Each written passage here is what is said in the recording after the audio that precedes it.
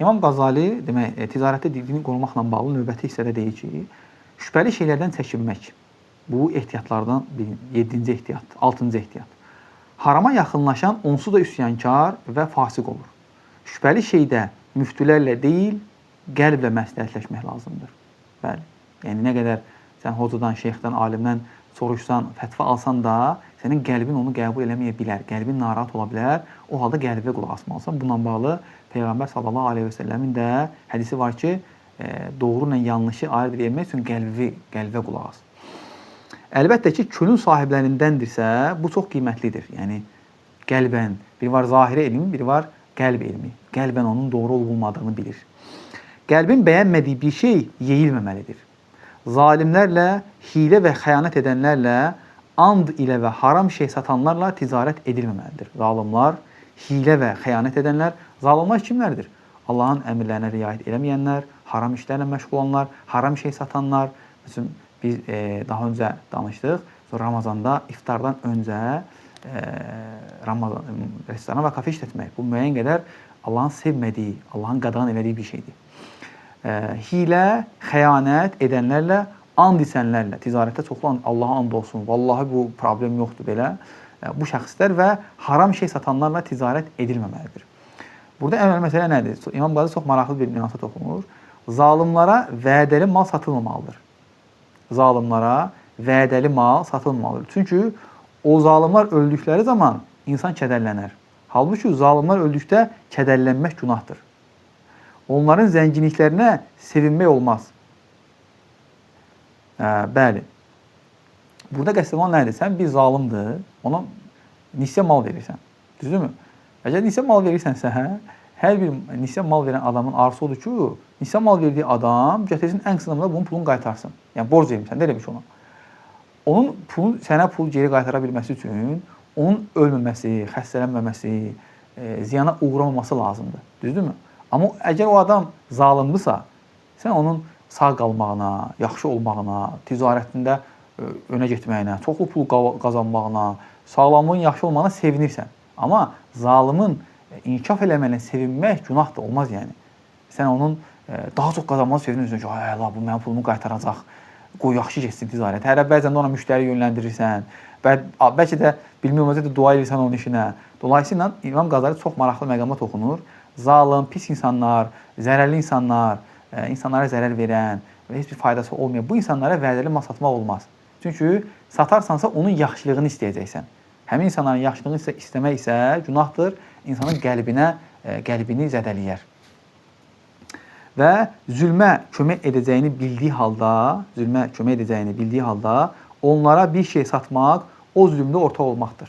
Bəli, zülmə kömək edəcəyini bildiyi halda hər hansı bir insana nəsə satmaq günahdır, zülmə şərik olmaqdır. Məsələn, İslamiyyətin əleyhinə çalışanlara kağız satmaq günahdır. İslamiyyətin əleyhinə çalışanlara kağız satmaq günahdır. Bunu başqa örnəkləri də artırmaq olar. Nəhayət, hər kəslə alış-veriş etməmək, doğru insan axtarmaq lazımdır. Burada önəmli məsələlərdən birisi nədir? Deyir ki, düz düzdə qalar. Belə bir atalar sözü var. Təbii ki, biz bunu qəbul eləmirik. Buradan belə nəticə çıxır ki, onda biz düz olmamalıyıq. Təbii ki, biz istənilən halda ölüm olsa belə biz hər zaman doğru olmalıyıq, doğru danışmalıyıq, xəyanət eləməməliyik, aldatmamalıyıq. Yəni öz şəxsiyyətimizə və dinimizə riayət eləməliyik, belə hörmət eləməliyik. Və biz baxırıq ki, indiki Azərbaycan cəmiyyətinə baxsaq məsəl üçün, insanların biznesdə, ticarətdə əksəriyyəti aldadır, yalan danışır, halallığa, şəriətin qaydalarına, İslamiyyətin hökmlərinə riayət eləmir, düzdürmü? Amma az bir qism buna riayət eləyir. Bəli. Amma biz bilirik ki, əgər bazarda hakim, belə deyək, ortam, şərait budursa, yəni nədir? İnsanlar bu şeylərə riayət eləmirlər. Düzdürmü? Ümumi şeylər, demək, bazarın reallığı budur. Və sənin həmin bazarın içərisində halallıq qaydalarına riayət eləməyin, dürüst davranmağa çalışmağın sənə sərf eləməz. Sən rəqabətdə ucuzarsan. Çünki sənin rəqiblərin istənilən haram yollarla iş görürlər, ticarət həyata keçirirlər, pul qazanırlar, amma sən onlara eləyə bilmirsən. Dolayısıyla sən onlara müqayisədə rəqabətdə ucuzursan, inkişaf edə bilmirsən, önə gedə bilmirsən. Ən bəsit məsələ, onlar gedib bankdan kredit götürüb işlərini böyüdürlər, avadanlıq alırlar, filial açırlar, mal alırlar, amma sən bunu edə bilmirsən. Dolayısıyla sən geri qalırsan. Ona görə də burada kompleks olaraq müştərilərin, istehlakçıların üzərinə böyük bir öhdəlik düşür. Əgər biz bazarda, cəmiyyətdə, biznes mühitində halallığın, dürüstlüyün, keyfiyyətin hakim olmağını, yayılmağını istəyiriksə, biz bu şeylərə riayət edənlərə üstünlük verməliyik. Biz hansı daha ucuz verir, yox, hansı daha dürüst çalışır, hansı cəmiyyətə, insanlara daha çox fayda verir, aldatmır, yalan danışmır, keyfiyyətli iş görür, İslamın qaydalarına, halallıq qaydalarına riayət edir. Biz onlara üstünlük verməliyik. Bir baxma bu boykot sayılır. Yəni digərlərini elə bir ki, sanksiya tətbiq etməliyik onlara. Sanksiya. Necə ki indi Rusiyaya hamı sanksiya tətbiq edir ki, niyə o Ukraynanın ərazilərini işğal edib. Bunun kimi də biz, yəni cəmiyyətdə, biznes mühitində pis davranışların rəvac tapmasına səbəb olan biznesləri uzaq durmalıyıq. Və hansı ki, onlar dürüst davranmağa çalışır sahibkarlar və buna görə də zərərə uğrayırlar, inkişaf edə bilmirlər. Biz onlara dəstək göstərməliyik. Hal-hazırda dünyada sosial məsuliyyət anlayışı var. Ekologiya, heyvan haqlarına, insan haqlarına, uşaq haqlarına, qadın haqlarına, fərqli şeylərə həssas olan biznesləri önə çəkirlər. Onların malını almaq, onları reklam eləmək daha aktual bir məsələdir. Və xüsusi olaraq belə seçilən bizneslər var. İndi biz də əgər cəmiyyətdə müsbət biznesdə, müsbət davranışların, müsbət prinsiplərin, adət-ənənələrin yayılmağını istəyiriksə, bu qaydalara riayət edən biznesləri tərcih etməliyik. Malı onlardan almalıyıq, xidməti onlardan almalıyıq, insanları ora yönləndirməliyik, onlara dəstək göstərməliyik.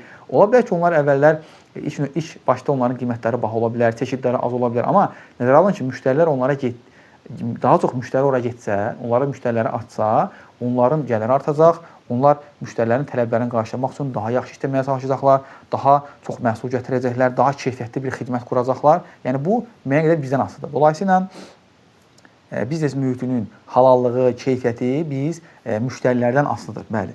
İmam Qazali davam edir ki, 12-ci əsrdən danışır ki, o dövrdə deyir ki, bizdən əvvəlkilər deyirlər ki, artıq bazarda hamı ilə ticarət eləməyin. Çünki artıq bilmirsən kim dürüsttür, kim doğru işləyir. İmam Qazali deyir ki, mənim dövrümdə isə, bizim dövrümüzdə isə deyir, artıq heç kim qalmayıb, yəni ticarət edə biləcəyimiz, yəni dürüst, halal işləyən heç kim qalmayıb. Yəni 13-cü əsrdən söhbət gedir. İndi 20-ci əsrdir. Mən deməzdim, yəni indi belə ticarət eləmək, eləyəcək halal adamlar yoxdur, var. Kifayət qədər həqiqətən işində dürüst və halal işləyən sahibkarlar mövcuddur. Bəli. Və bu deyir ki, bugün dünyanın hər tərəfi belə oldu, hamısında haram vardır. Bunu İmam Qazali deyir. Daha doğrusu İmam Qazali demir bunu. İmam Qazali bunu nəql edir və özü deyir ki, bu söz çox səhvdir. Heç də dedikləri kimi deyil. Bunu inşallah bundan sonra izah edəcək. Bəli.